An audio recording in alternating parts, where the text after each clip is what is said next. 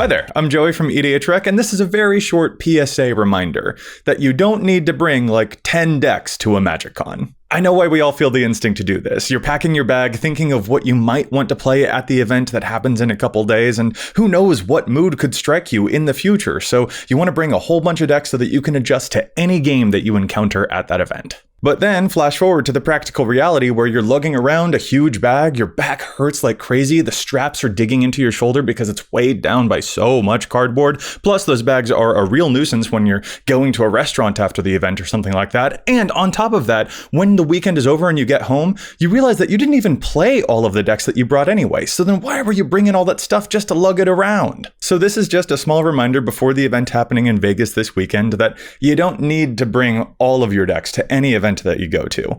Although, here are some ideas for stuff that you could bring. The first things I actually recommend prioritizing aren't even your Magic decks. Bring snacks.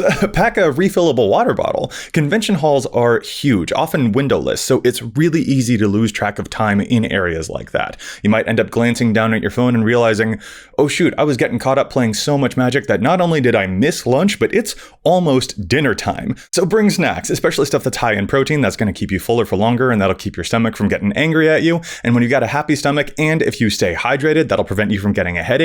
And if you don't have a headache, you're going to be able to play really good Magic. I also recommend a portable phone charger of some kind because batteries drain so fast, especially if you use your devices to track life totals. I actually use one of these for my life total. I don't like using my phone because of how fast the battery just zaps away. And there's also sometimes that thing that happens if you're using your phone for the whole table's life total, but then you get knocked out from the game. And then sometimes you feel a little bit stuck at the table until the game ends because that's your phone. Or you have to ask someone else to get their phone out so that they can track life total so that you can then get yours, so you can get up and leave and get food or whatever it is that you want to do.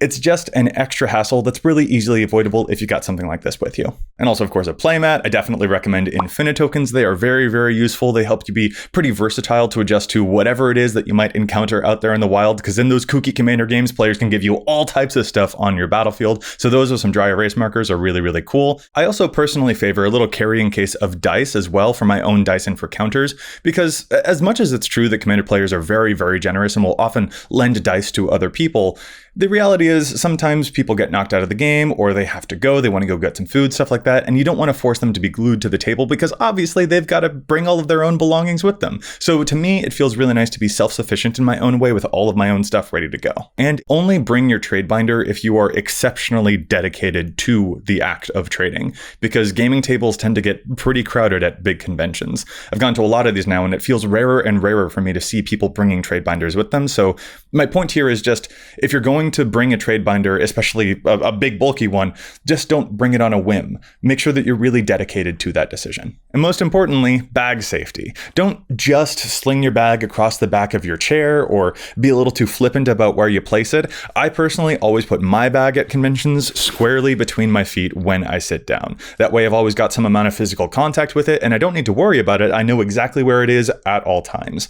Conventions are huge. A lot of our bags even look the same. It's very, very easy to accidentally mix up or lose track of your stuff, especially while you're distracted by a cool play in a cool commander game or when you're caught up in a fun draft experience. And you do not want to have to worry and be preoccupied about potentially losing your valuable collection. Or you don't want to give random passersby the chance in a noisy, crowded hall to potentially lift something out of your belongings. My co-hosts even use air tags on their belongings, and they recommend that to other people as well. That way, if you ever move too far away and you accidentally forgot something at that table, or if that bag ever moves too far away from you, it'll beep, it'll notify you, and you won't forget where your bag's at. Just make sure to take an extra second, because an extra second can save you a whole lot of worry, and it makes sure that you never have to worry about losing track of your stuff. All right, so with that out of the way, now what decks do you bring to a convention? Listen, if you're on the channel, you're probably a Commander player, and I know Commander players have a whole lot of decks. I have like 16 decks or something like that. It might be 18. It's probably 20 decks by this point. But here's the thing.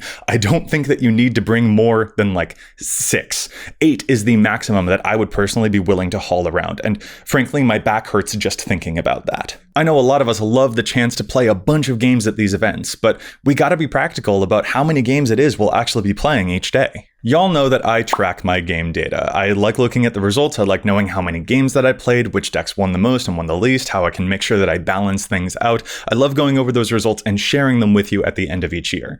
And when I look over my past game data at the number of games that I played at conventions, to be honest, the numbers are lower than I even remembered. At the MagicCon in Minneapolis last year, I only played 13 games across the entire weekend. So that's an average of only about 4 or 5 games per day. At a Command Fest last year here in Seattle, I managed 6 games on day 1, 7 games on day 2, and 5 games on day 3. I don't need to bring a whole bunch of decks to cover those kinds of numbers. That kind of averages out to being able to play each of my decks once per day. Sometimes I'll replay one of them on a certain day, but 5 or 6 decks really covers the bases. And most importantly, it doesn't involve me carrying a heavy bag everywhere that I go. At the very least, if you do bring a bunch of decks with you, just don't feel like you have to bring all of them to the show floor every single day. Maybe switch up a few of them back at your hotel every night, you know? So then, of course, it comes down to which decks you're bringing. First principle is, of course, to spread out your power levels. The more variety that you have, the better able you are to adjust to different pods that you may encounter and get in more games. Even if you love playing a bunch of really high power EDH, having at least one deck that you feel comfortable playing in a pre-con level pod can help you get in a bit more commander while you're at the event. Unless, of course, your plan is to definitely only play high power or only play pre-con pods or only play CEDH, in which case it seems like you may know your lane and you don't need this video very much. But the point is, the reason that we get into the feeling that we gotta bring a whole bunch of decks with us is because we want to have that variety. We want to be able to adjust to any pod that we encounter. But you don't need to bring like 10 decks to accomplish that goal. You can accomplish that just by being wise with the choices of decks that you bring. I quite enjoy Rachel Week's bridal approach. She likes to bring 4 decks. Something old, something new, something aggro, and something blue. A cute way to cover a lot of bases, not just in terms of power levels, but also in terms of the variety of experiences that you want to get out of your games while you're there. In fact, I'd love to yes and Rachel a little bit here. I love the something old and something new idea, for instance. I really enjoy bringing something new to a convention because it feels like the perfect place to get to try out a fresh brew in the wild and really see how it works. And my version of that something old is actually what I would call my signature deck slot, or perhaps even something you want to show off. The deck that, when you describe the concept of it, makes other people at the table go, ooh, and piques the most interest. Or perhaps this is the deck that your friends or your playgroup back home have told you that they have the most fun playing against. It's really, really fun to go to events and showcase a really clever deck idea to a brand new audience, an idea that most people haven't seen before. Getting to show that kind of thing off feels so fun and so rewarding. I personally interpret Rachel's other 2 categories, something aggro and something blue, as something that moves the game forward and something very powerful. I already mentioned why it's important to have a breadth of power levels available so that you can adapt to the tables that you encounter, but the moving the game along category is, in my opinion, a huge deal at events.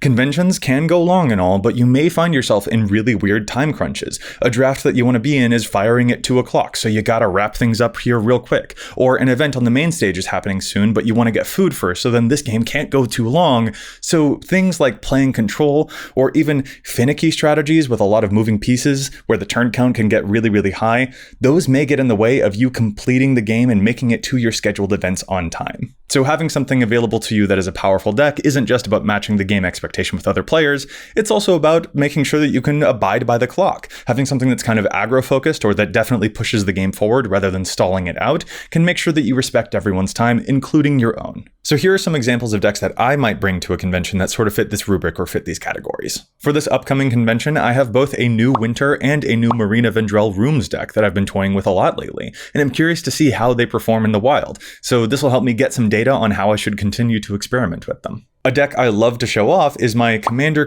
deck, where every card in the deck, even the lands, has to say the word Commander on it. That one always piques people's interest and it gets the whole table smiling. Also a signature deck is my Babala Saga deck, though I'd also classify that one as a deck that definitely makes sure that the game moves forward. I'll mention I also usually enjoy bringing my Barakos deck too, which is not a traditional aggro deck, but it certainly does move the game forward. It does not dawdle, that's for sure. And while Barakos' effect is powerful, it's also power capped. And that feels like it adjusts up and down to various power levels very, very nicely too. And as for bringing something powerful, I usually oscillate between either my Mimeoplasm, Titania, or Conrad decks, and I usually go with Conrad. So with that, I'd only be bringing like 5 or 6 decks, probably enough to play each one once a day, maybe one gets repeated or so, but it covers a range that I feel really, really happy with, and it doesn't involve carrying a bunch of cardboard around on my back. And make no mistake, it does feel a little bit sucky to not bring my other decks with me. I love my Felice deck, she's so powerful. My Karazakar deck definitely goads the game forward, or Wilhelt is something that's very, very blue. But I'd rather, for instance, swap out Barakos for Karazakar in my bag than bring both and only end up playing one of them while I'm there. I've gone to events where I brought Conrad and Titania and Mimeoplasm, and not found a table where it felt really appropriate to play any of those powerful decks. So I'd rather err on the side of just bringing one rather than all 3. Or at least if I want to bring all 3 of those, then that means I'm committing to the choice of playing powerful Magic that weekend. And in that case, I don't need to hedge my bets by bringing a bunch of other stuff with me. I should just commit to that choice and make room in my bag and in my schedule for that choice. The act of brewing a commander deck often involves making some tough cuts, and that's frankly the same attitude that we should approach going to conventions with as well. When you make those tough cuts, it feels a little bit grueling in the moment, but it's so rewarding afterwards when you actually get to experience the payoff. I hope going through some of these examples was helpful for you. Conventions are a total blast, and I hope that any of these tips can make you feel a little bit more prepared to engage with them. If you see any of the EDH Rec crew at the event that's happening this weekend, we'll have some play space, definitely come say hi.